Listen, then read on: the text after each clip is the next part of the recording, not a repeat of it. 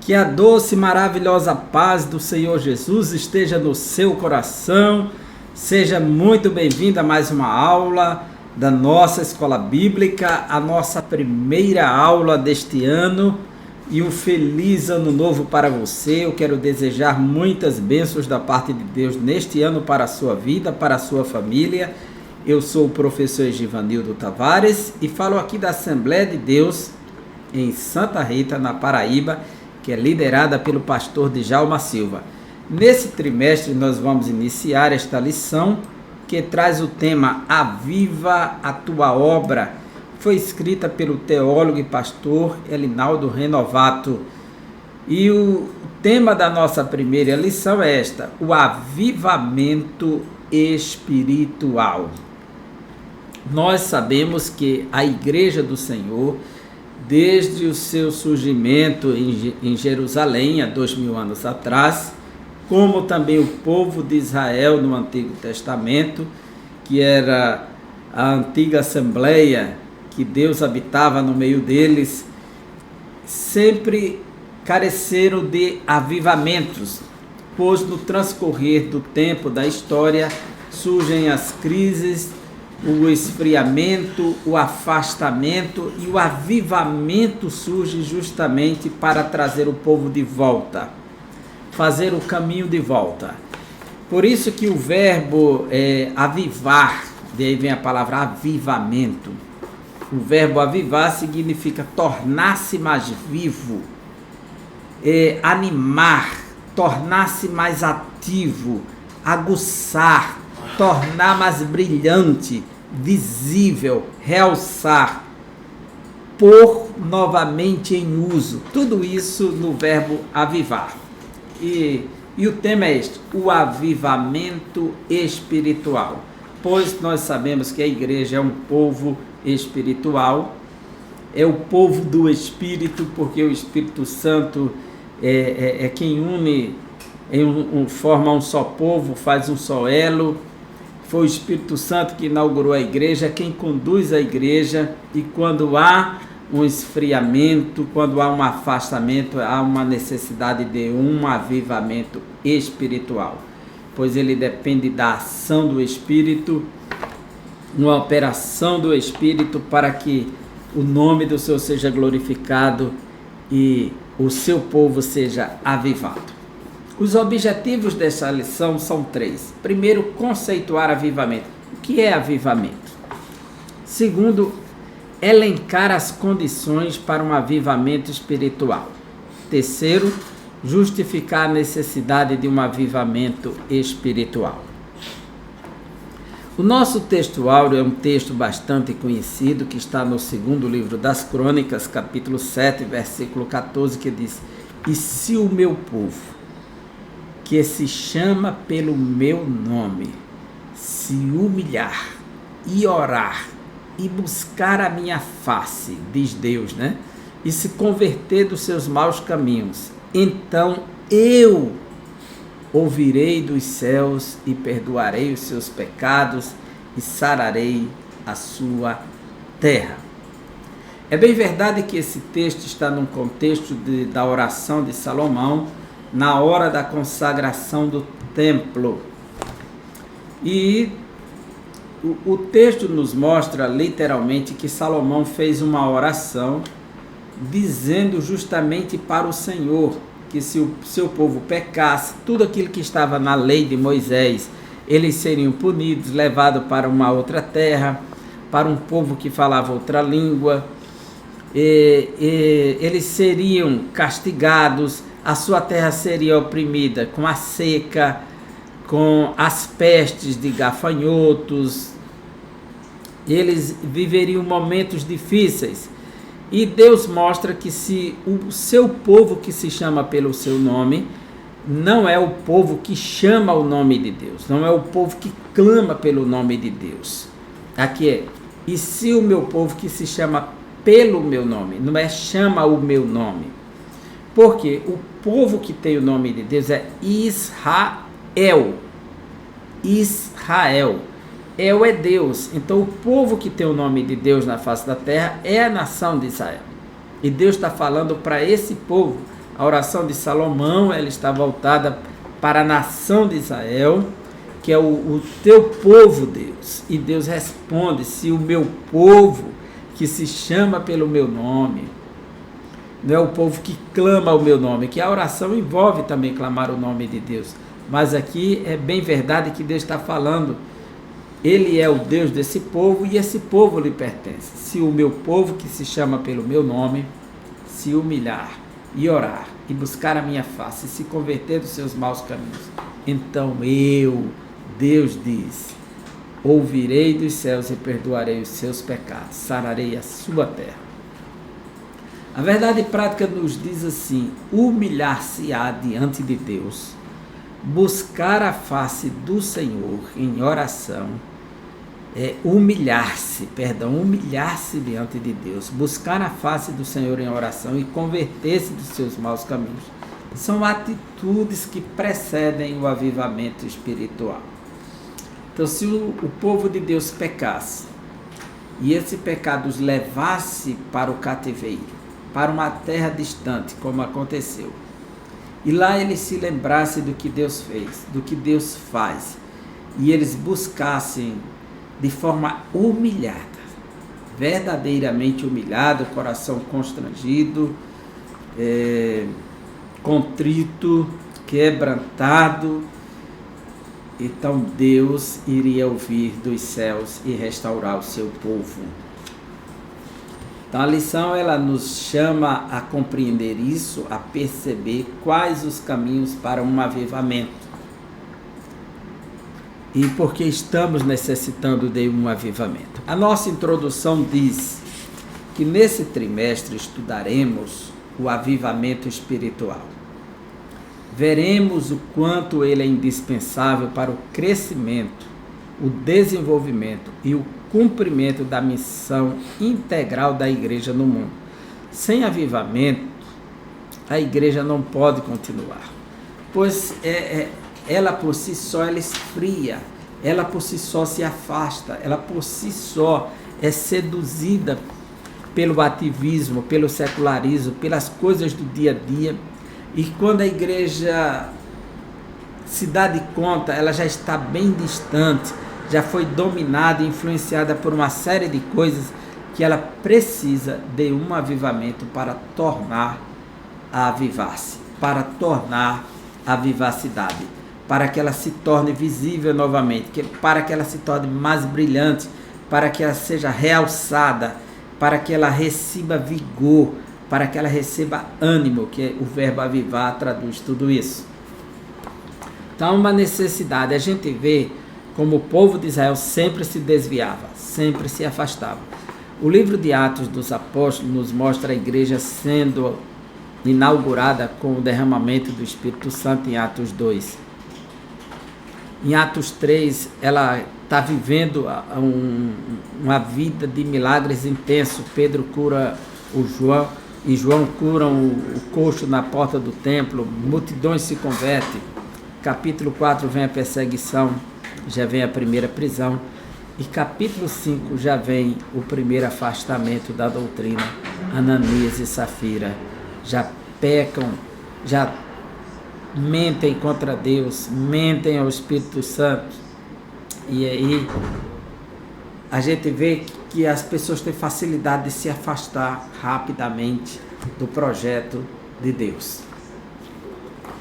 E esse fenômeno espiritual é a condição primária para que o corpo de Cristo proclame o Evangelho de Jesus a cada criatura. Quer dizer, e a grande missão da igreja, que é levar o Evangelho aos quatro cantos do mundo, ela só pode ser efetivada de forma eficaz se a igreja estiver avivada. Quando a letargia toma conta da igreja, o esfriamento toma conta, a primeira coisa que as pessoas se afastam é da evangelização, do testemunho, porque se sente incapaz de testemunhar, não se sente apta para ser testemunha de Cristo. Então há uma necessidade de avivamento. Assim, constataremos que o avivamento espiritual, mais do que movimentos ocasionais, que às vezes as pessoas pensam que é promover um evento e avivar todo mundo, aquele momento de chacoalhada no meio do povo, mais do que movimentos ocasionais, apenas ocasional e depois volta tudo ao normal. É uma necessidade permanente para a igreja enfrentar os desafios atuais. E lembrando que avivamento não é produzido pelos homens, é por Deus. Avivamento é uma ação de Deus. A única coisa que o homem pode fazer é humilhar-se e reconhecer verdadeiramente, para que verdadeiramente isso possa mover o coração de Deus.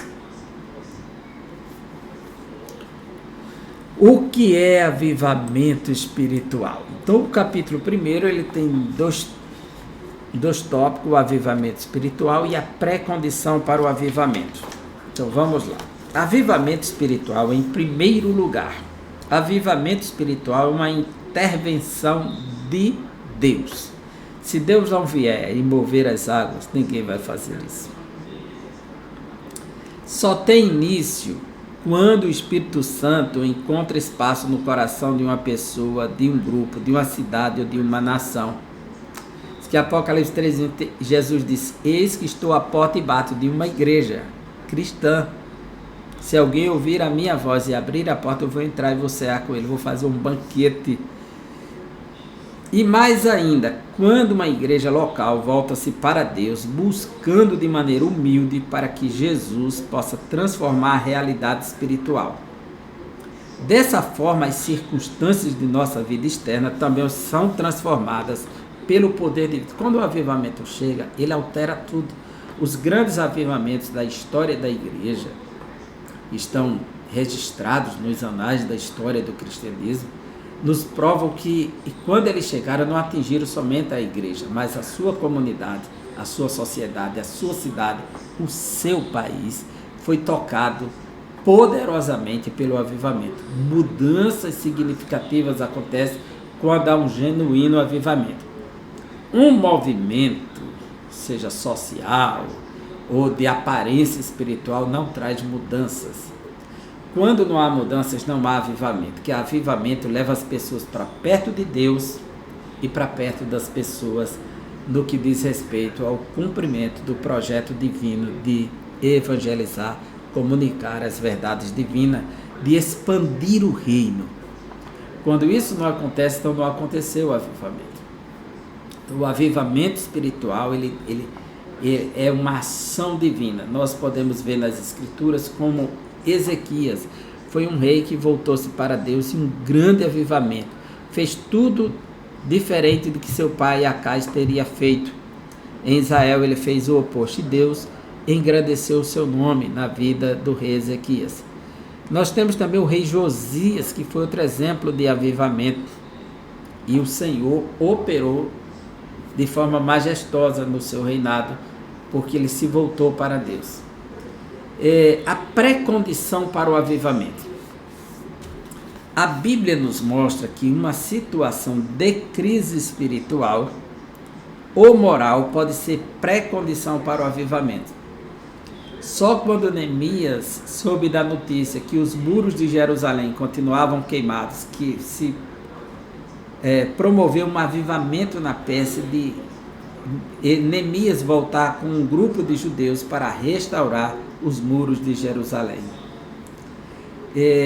Quando se percebe que há uma crise, Daniel, quando soube que os anos do cativeiro seriam de 70 anos, e que já estava na hora de fazer o regresso, ele começou então a orar, confessar os pecados dele e do seu povo, do mesmo jeito que Neemias vai orar, confessar os seus pecados do seu povo.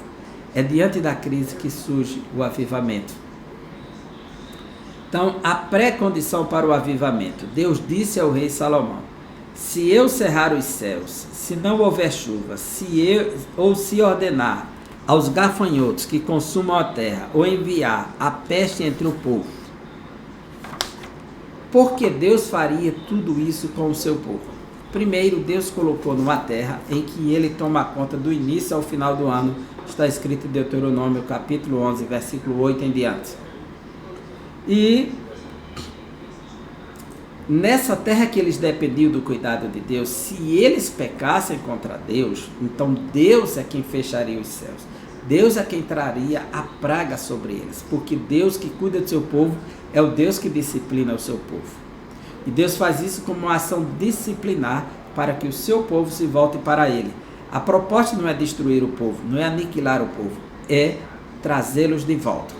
E a maneira de atraí-los é fechando o caminho de que eles estão seguindo errado. Então Deus trava lá na frente com o sofrimento e eles se lembram que há um Deus que cuida de forma melhor e se volta para Ele. Então Deus tem essa maneira de disciplinar e educar o seu povo ao caminho de volta. Veja o que diz Salomão na sua oração no capítulo 6 do segundo livro das Crônicas. Nós lemos no capítulo 7, aqui no capítulo 7, se eu cerrar os céus e não houver chuva, ou se ordenar aos gafanhotos que consumam a terra, ou se enviar a peste entre o meu povo. Isso aqui é Deus dizendo a Salomão, mas Salomão já tinha feito essa oração. No capítulo 6, Salomão fez uma oração em que ele clama para Deus ouvir desde os céus. Se você pegar aqui, ele começa dizendo que não há Deus como Deus, e que os céus dos céus é pouco para conter a Deus. Como é que ele deveria construir uma casa para Deus se os céus dos céus não podem conter Deus? Então aquela casa seria uma representação da habitação de Deus. E aí ele vai dizer para Deus ouvir desde os céus, veja só, que é onde Deus está. E ele diz isso assim, é muito claro, versículo 19, capítulo 6 de 2 Crônicas, 6 e 19. Atenta, pois, para a oração de teu servo e para a sua súplica, ó Senhor meu Deus, para ouvires o clamor e a oração que faz o teu servo diante de ti. Versículo 20. Para que os teus olhos estejam abertos dia e noite sobre esta casa, sobre este lugar, o qual disseste que o teu nome estaria ali, para ouvires a oração que o teu servo fizer neste lugar. 21. Ouve, pois, a súplica do teu servo e do teu povo de Israel, quando orarem neste lugar. Ouve do lugar da tua habitação, dos céus, ouve e perdoa. Então, a oração de Salomão é que ouça desde os céus.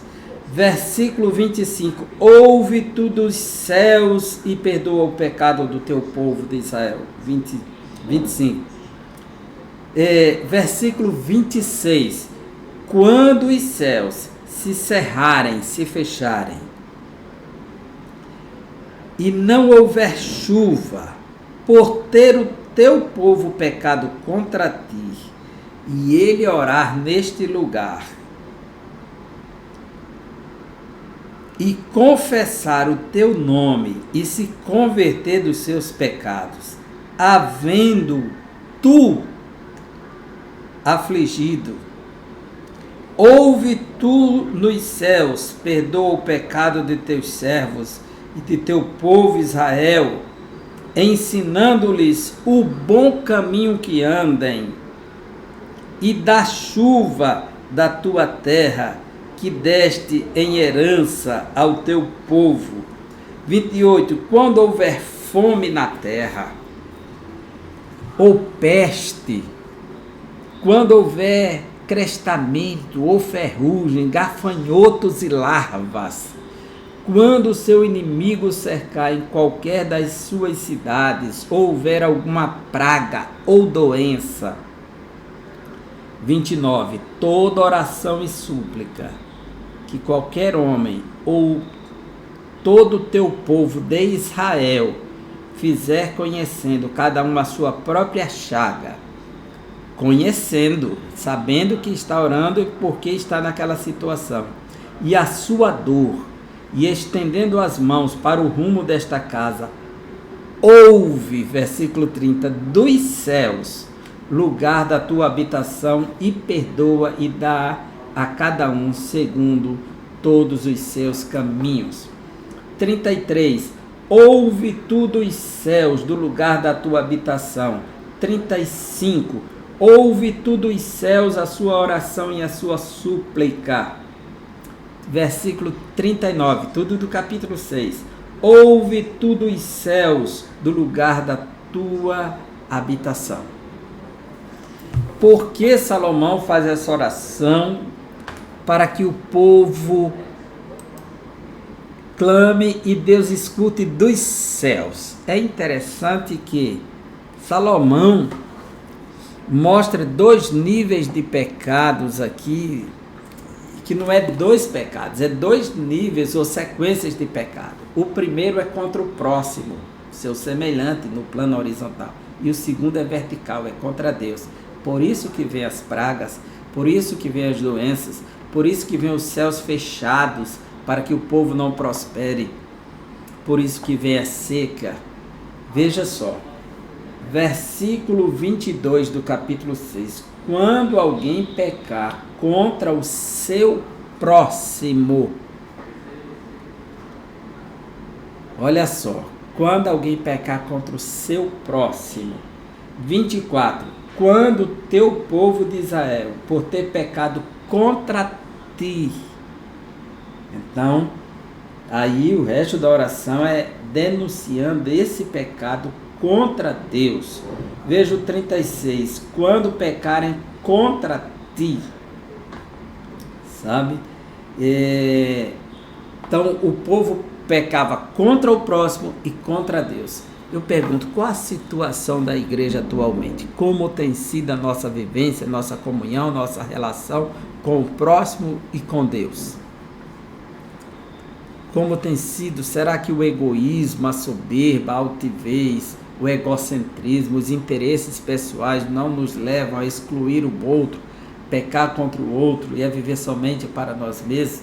Diz que o apóstolo Paulo, quando escreveu sobre a Santa Ceia, ele chama para o exame de consciência que muitos não entendem o corpo de Cristo, porque querem participar da comunhão, que é feito um pão, é um corpo de Cristo, e esse corpo é feito com o meu próximo, e eu estou pecando contra ele, que Paulo diz no capítulo 11, nisso eu vos louvo, ele elogia, vocês guardam as tradições, fazem isso.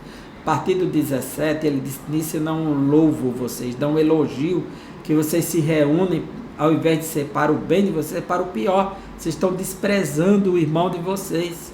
Vocês estão humilhando o outro irmão. E depois vai comer o pão do Senhor sem examinar. Tem que fazer o exame de consciência quando está pecando contra o próximo. Então a pré-condição para o avivamento é essa.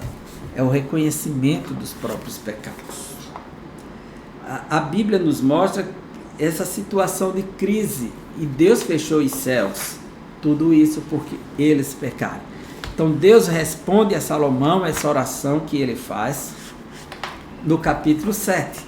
A oração do capítulo 6 que continua e tendo Salomão acabado de orar, 7:1, desceu fogo dos céus, consumiu o holocausto, o sacrifício e a glória do Senhor encheu a casa. Então ele vai consagra a casa ao Senhor, o átrio. E quando Deus respondeu com a sua glória, e agora vai responder a oração que ele fez, com palavras. E o versículo 11 do capítulo 7 diz, assim Salomão acabou a casa do Senhor e a casa do rei. Tudo quanto Salomão intentou fazer na casa do Senhor e na sua casa, prosperamente o efetuou. De noite apareceu o Senhor a Salomão e lhe disse, ouvi a tua oração e escolhi para mim este lugar, para a casa do sacrifício. Então Deus veio para responder a oração de Salomão. Deus respondeu a consagração do templo com a sua presença, mas agora responde a oração de Salomão. Então, aquilo que Salomão, se o povo pecar, o Senhor fechar os céus, Deus responde dessa mesma maneira. É interessante que o livro de Joel, ele nos mostra que começa com uma praga de gafanhotos que fechou os céus, escureceu tudo. Ninguém via nada. Capítulos 1 e 2 fala dessa praga de gafanhoto que anuncia o dia do Senhor, que será um dia de trevas, de escuridão, de muita praga, de exércitos cercando e destruindo tudo, assim como os gafanhotos vieram e destruíram tudo, deixando o povo na miséria, passando fome, literalmente, assim haverá uma praga de gafanhotos, simbolizando exércitos e inimigos. E é interessante que, do jeito que ele fala da praga, da destruição, ele fala de um derramamento do Espírito como restauração para o povo arrependido, que rasgam não as vestes, mas os corações, que se humilha, que confessa os seus pecados. Então Deus escuta o clamor e diz pelo profeta Joel: nos últimos dias eu vou derramar do meu Espírito sobre toda a carne. E aí todo mundo vai profetizar às nações a vontade de Deus. Então estava profetizado em Joel, depois daquela grande crise, um grande derramamento do Espírito. E Jesus veio num período de muita crise moral, espiritual, religiosa, onde a hipocrisia dominava, onde a religiosidade imperava, onde o legalismo dominava, onde o esfriamento, onde havia os saduceus que não acreditavam na ressurreição, nos anjos, na obra espiritual, só numa visão cética, secularista. Havia os saduceus estavam assim, os fariseus que pautavam toda a vida no legalismo, na hipocrisia. Havia os herodianos que se preocupavam somente em agradar o rei Herodes.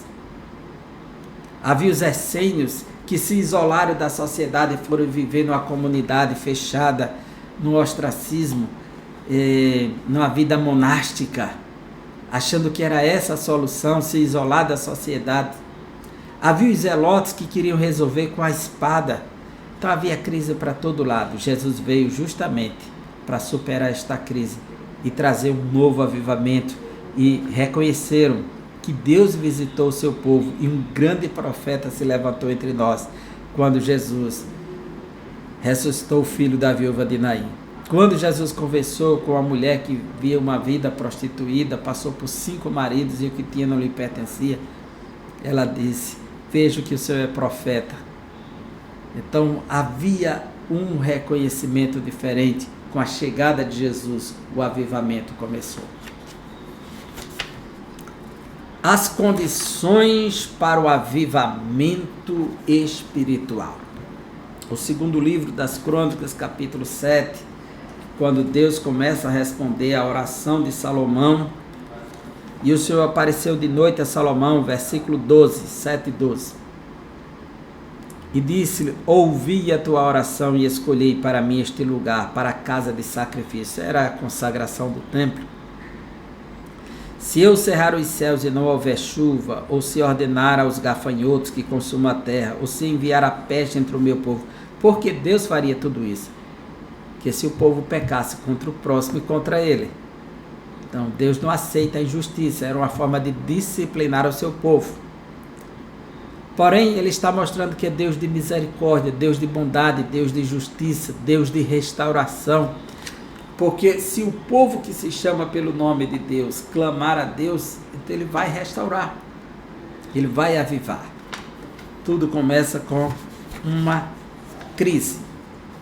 Diante da crise podemos observar vários comportamentos humanos. O que a crise pode gerar? O medo, a revolta, a blasfêmia contra Deus e o próximo, é o desespero, a tentativa de tirar a própria vida, que é a frustração e achar que não tem mais solução. Contudo, a palavra de Deus pode mudar todo o rumo de uma crise. Ela tem a orientação certa e necessária. E se o meu povo que se chama pelo meu nome se humilhar e orar, e buscar a minha face, e se converter dos seus maus caminhos, então eu ouvirei dos céus, e perdoarei os seus pecados, e sararei a sua terra. Veja que no capítulo 6, Salomão diz assim, olha só, Salomão diz assim, aqui no capítulo 6,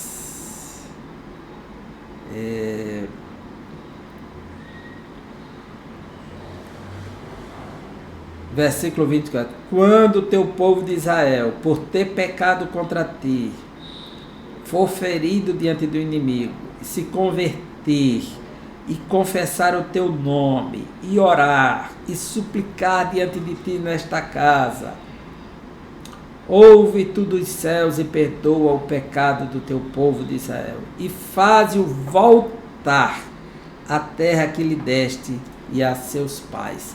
Quer dizer, a terra de Israel, foram para o cativeiro. Então, qual o cativeiro que a igreja pode enfrentar quando peca? Né? A igreja não é ser tirada de dentro do templo para outro lugar.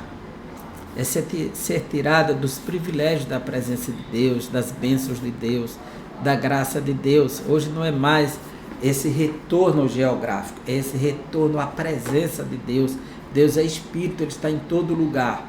Agora, esse retorno para Deus só é possível quando se há um reconhecimento de seus pecados.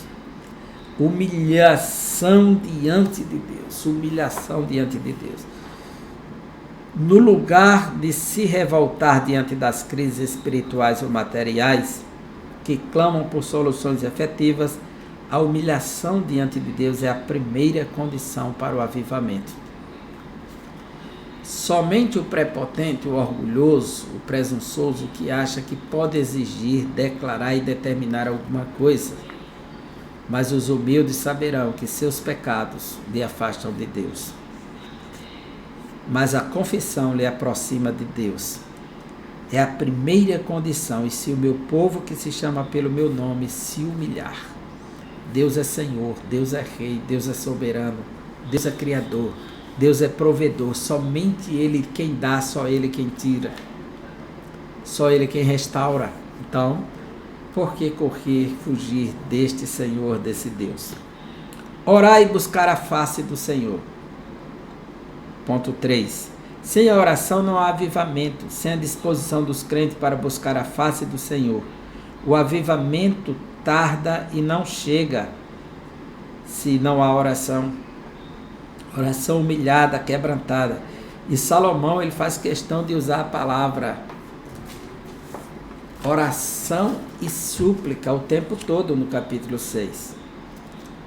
Então ele está sempre usando e não usa como sinônimo, ele usa como algo mais. Orar e suplicar desesperadamente, é um clamor. Capítulo 6 repete diversas vezes aqui. Então, nesse sentido, podemos perceber se uma igreja local busca verdadeiramente o avivamento espiritual de acordo com a frequência dos crentes aos cultos de oração, na prática das orações devocionais, na perseverança em orar com propósito por determinados períodos de tempos. É perceptível que uma igreja que busca um verdadeiro avivamento é percebido na frequência dos trabalhos de oração, na intensidade da busca, na perseverança deste serviço, que isso se demonstrará, como também, primeiramente, na confissão, na dependência de Deus. Além de orar, o suplicante que busca a face do Senhor persevera mais para receber de Deus a resposta da sua súplica. A ausência dessa disposição perseverante é uma das razões pelas quais Deus não envia um avivamento em muitos lugares. O Deus que mostrou a Ezequiel que ele tiraria o seu povo da sepultura, restauraria o vale de ossos sequíssimos, é o mesmo. Ele tem o poder de restaurar todas as coisas. A conversão sincera dos pecados. Se o meu povo se converter dos seus maus caminhos, não pode haver avivamento sem confissão de pecados, sem que deixemos os nossos maus caminhos contra o próximo e contra Deus, e nos lancemos às misericórdias de Deus. Eis uma advertência tão séria: se eu atender a iniquidade no meu coração, o Senhor não me ouvirá. Deste o salmista no Salmo 66, 18. Se eu atender a iniquidade no meu coração, o Senhor não me ouvirá. Então, há uma necessidade de se afastar da iniquidade. Isso que a gente vê aqui nessa oração do capítulo 6, como ele denuncia esses pecados. Ele diz assim, 22, 6 e 22, quando alguém pecar contra o seu próximo e lhe for exigido que jure, e ele vier jurar diante do teu altar nesta casa, ouve tu dos céus e age, julga a teus servos, dando paga ao perverso, que só pode jurar com a verdade diante do altar, fazendo recair o seu proceder sobre a sua cabeça e justificando ao justo para lhe retribuir segundo a sua justiça. Então, uma necessidade de confissão, um caminho preparado. A crise pode ser uma pré-condição para o avivamento espiritual, se nos humilharmos diante de Deus, se buscarmos mais a face do Senhor em oração, se decidirmos firmemente confessar os nossos pecados.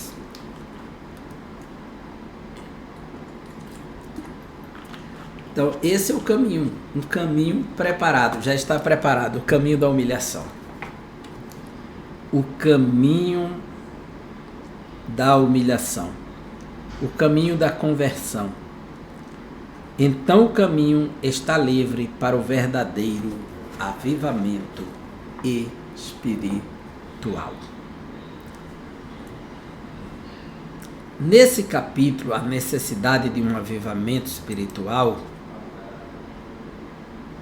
ele traça aqui os parâmetros a partir do livro de Ageu, capítulo 2, versículos 5 a 9.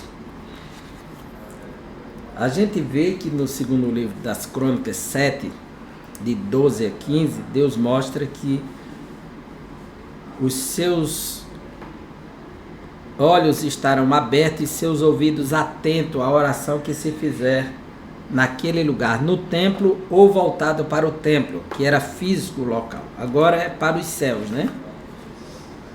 No livro de Ageu, capítulo 2, versículos 5 a 9, há uma promessa de restauração para o povo que voltou do cativeiro. Qual era a situação espiritual de Judá? Como foi que Deus usou o imperador Ciro da Pérsia para libertar o seu povo do cativeiro? E a necessidade de um avivamento espiritual. Nesse capítulo 2 de Ageu, nós temos as respostas. O que foi que aconteceu aqui? Nós podemos ver que a situação espiritual de Judá, o reino de Judá, na realidade, o livro de Ageu, ele se volta para um novo Israel, que são os judeus, que não é mais Judá, porque Ageu foi escrito pós-exílio, o retorno do cativeiro. Quando retorna, não é mais a tribo de Judá, são todas as tribos. Então se chama os judeus, e não especificamente Judá. Ageu, ele não profetiza especificamente para Judá, mas para os judeus, que envolve todas as tribos. Não existe mais reino quando eles retornam. Existe governo que são estabelecidos pelos persas, que dão autoridade para os judeus governarem debaixo do poder do Império Persa. Então, nesse período, não há mais reino do norte, reino do sul, reino de Judá, reino de Israel. Então, a situação dos judeus, a situação espiritual não é de Judá, é dos judeus. Por causa da desobediência dos judeus, que aqui está escrito Judá, mas eu vou trocar por judeus, pelo o contexto do livro de Ageu, que não é um livro pré-cativeiro, é um livro pós-cativeiro. Por causa da desobediência dos judeus, profetas alertaram a respeito da futura destruição da nação. Tá certo, porque o primeiro parágrafo está antecedendo o acontecimento antes do cativeiro, na realidade, né? Então, a situação espiritual de Judá antes do cativeiro, então tá certo. Por causa da desobediência de Judá, profetas alertaram a respeito da futura destruição da nação, mas o povo não ouviu as divinas advertências. E o que aconteceu? Veio a destruição do templo e a morte para eles. Por ignorar a voz do Senhor, o povo foi levado em cativeiro para a Babilônia e o templo foi destruído. Além disso, um terço dele morreu de fome e de peste, ao passo que outro terço morreu pela espada, conforme estava escrito que Deus traria a espada, a fome e as doenças e destruição por meio de animais. Que isso se repete também no Apocalipse. Porém, quando eles estavam no cativeiro, 70 anos houve a destruição do reino do norte por meio dos assírios e do reino do sul, Judá, por meio dos babilônios. E aí destruiu o templo e o povo. O chamado para reconstruir o templo. Então há um despertamento para voltar. E aqui entra o livro de Ageu. A vida espiritual do povo pós-exílio não era boa, pois ele não sentia falta do lugar da reunião para adorar o Senhor.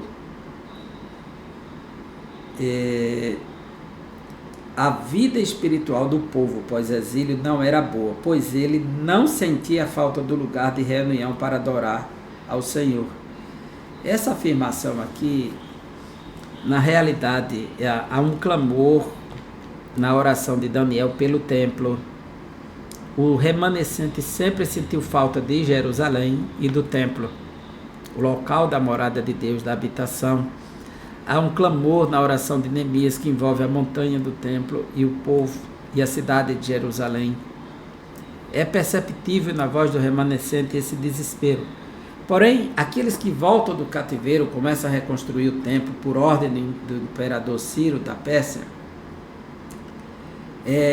O trabalho da construção será embargado, será bloqueado por pressão dos samaritanos, dos arábios, dos amonitas, que estão pressionando e levantando calúnias, e esse processo será embargado até os dias de Dario I. E aí será autorizado novamente a construção, e parece que o povo não sentia falta desse local. Porém, o templo foi embargado, mas no altar eles sacrificavam. A Bíblia diz que antes de construir o templo, eles levantaram o altar e sacrificaram nele. No que eles sacrificaram, talvez não sentiam tanta falta do próprio templo. E aí Deus vai levantar os profetas Ageu e Zacarias para estimular o povo à reconstrução. Deus levanta homens para realizar a obra. O povo pós-exílio se descuidou e não deu valor à casa do Senhor. Após a repreensão divina pelos profetas Ageu e Zacarias, Deus levantou homens fiéis para reconstruir o templo. Zorobabel, o governador, Josué, o sacerdote, e o resto do povo. A Bíblia revela que Deus está com os que trabalham segundo o seu propósito. É interessante que Deus convoca o seu povo para que retornem para reconstruir o templo. O pessoal se acostumou com suas casas bem ornamentadas, com tudo, e deixaram a casa de Deus. Cerca de 15 anos ficou embargada a construção. Foi muito tempo. Então precisava ser renovado esse processo de reconstrução, que era o local onde Deus se manifestava, onde Deus falava com o seu povo. E Deus agora levanta os profetas Ageu e Zacarias para estimular o povo para que retorne à construção. O desejado das nações e a glória da segunda casa. O povo estava com medo, dizendo que não tinha condições de construir a casa. Eles voltaram do cativeiro, estavam se sentindo pobres. Porém, tudo que eles plantavam, que colhiam, era num saco furado. Não dava para juntar nada, que era Deus que estava fazendo isso, porque eles abandonaram a sua casa. Deus diz agora: levantai, subi a montanha, cortai as madeiras, volte a construir a minha casa. E o povo está dizendo assim: como nós não temos condições, o templo de Salomão era bem mais majestoso em tudo. Deus diz: minha é a terra. Eu vou abalar as nações, eu vou abalar os céus, minha é a prata, minha é o ouro, meu é o ouro, e eu vou trazer o desejado das nações, e a glória da segunda casa será maior do que a primeira. Inclusive, esse texto aqui de Ageu é interessante porque nessa proposta de restauração a gente vê, veja como Deus fala com o seu povo.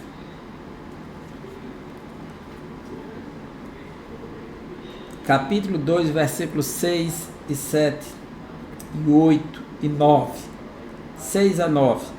Pois assim diz o Senhor dos Exércitos: ainda uma vez, dentro em pouco, farei abalar o céu, a terra, o mar e a terra seca. Farei abalar todas as nações, e as coisas preciosas de todas as nações virão, e encherei de glória esta casa, diz o Senhor dos Exércitos. Minha é a prata, meu é o ouro, diz o Senhor dos Exércitos. A glória desta última casa será maior do que a primeira, diz o Senhor dos Exércitos. E neste lugar darei a paz, diz o Senhor dos Exércitos. O Deus da restauração, o Deus do avivamento. Deus usa Ciro para libertar o povo do cativeiro. Ciro não era filho de Israel, não era servo de Deus. Ele era o rei da Pérsia, mas foi levado pelo Altíssimo a executar seus planos de libertação do povo israelita que se achava cativo na Babilônia e na Pérsia. As promessas de Deus a Ciro, foi tão importante o papel de Ciro que o Senhor chamou de seu ungido, seu Messias. Em hebraico é Hamashia. Deus chama ele de Messias, fazendo-lhe promessas tão grandes que só foram vistas em relação a homens verdadeiramente chamados para realizar seus divinos propósitos. Ciro liberta Israel do cativeiro. Logo no início do seu reinado, o rei Ciro ouviu o chamado de Deus para executar a grande missão de libertar Israel, cumprindo as profecias que anunciavam o fim do cativeiro. No ano 1º de Ciro, 538 a.C., ele cumpriu o que Deus colocou em seu coração. Ordenou o retorno do povo do cativeiro. E aí começa o processo de reconstrução, que é esse que está aqui na parte do tópico 1, a parte A, B, C e D. A conclusão do templo, com a graça de Deus por meio de Ciro, leva os israelitas a voltar a Jerusalém e começaram a reconstruir o templo. Em 520, o templo se encontrava em ruínas. Com a bênção de Deus, o segundo templo, ou seja, a segunda casa, foi concluída em 516. Porém, a glória de Deus não se revelou nele, como se revelou no templo de Salomão, que ninguém podia entrar nem sair, como aconteceu com o tabernáculo. Esse templo de Zorobabel, que terminou em 516, ele ficou de pé, foi profanado no ano 168 pelos sírios Antíoco Epifânio, foi consagrado por Judas Macabeu, e nos dias de Jesus ele entrou no templo. Então aí sim a glória de Deus entrou e saiu pela porta leste e sentou no muro das lamentações. E de fato esse templo ele tinha a glória física que o rei Herodes lhe deu. E os disse: vede as pedras, veja essa construção. E Deus disse que abalar as nações viria de todos os lados. O rei Herodes importou material até de Corinto, de Alexandria, muitas peças especiais, pedras, também cobre, bronze, tudo que era necessário para dar glória àquela casa ele fez. Mas a verdadeira glória, que era o Senhor da glória, que está escrito na primeira carta aos Coríntios, capítulo 2, versículo 8, se eles tivessem conhecimento, jamais teriam crucificado o Senhor da glória. Então Jesus, o Senhor da glória, esteve naquela casa e eles não perceberam. A glória da segunda casa foi maior do que a primeira. Eles concluíram e essa glória só pode ser reconhecida nos dias de Cristo. A necessidade de um avivamento espiritual. A inércia de muitas igrejas só pode ser abalada por meio de um verdadeiro avivamento espiritual. Infelizmente, há uma tendência natural e histórica para o predomínio de uma letargia espiritual no meio do povo de Deus, que outrora foi poderosamente avivado. Assim presenciamos o crescimento da frieza e a mornidão espiritual sobre os corações de um povo ou de uma igreja local. As pessoas estão buscando pequenos momentos de incentivos, de êxtases, e não estão buscando o compromisso com Deus. Então precisamos se voltar para Deus, buscar um avivamento genuíno que traga de fato paixão pelas almas, amor por Deus e pelo seu reino, pelo próximo, e que nos motive a servir a Deus com entusiasmo, com alegria, com dedicação, e não por interesses pessoais, visando algum lucro, visando alguma posição, visando algum reconhecimento ou projeção pessoal. O marketing pessoal é muito forte hoje por conta das mídias. Então, precisamos buscar um verdadeiro e genuíno avivamento para glorificar a Deus. É isso que precisamos. A nossa conclusão é que quando o povo de Deus se encontrar em situação de frieza espiritual, a vontade divina é a de sempre reacender a chama que está se apagando. Se for preciso, ele usará uma crise para isso, e usará circunstâncias diversas para levar o seu povo ao deserto, a fim de lhe falar ao seu coração, como Oséias diz, que ele me levou ao deserto e falou ao meu coração. A sua exigência, porém, é que o seu povo primeiro se humilhe, busque a sua face, se converta de seus maus caminhos. Então, eu os ouvirei. O avivamento espiritual não tardará. Você está disposto a viver o avivamento? Estamos dispostos a buscar esse avivamento?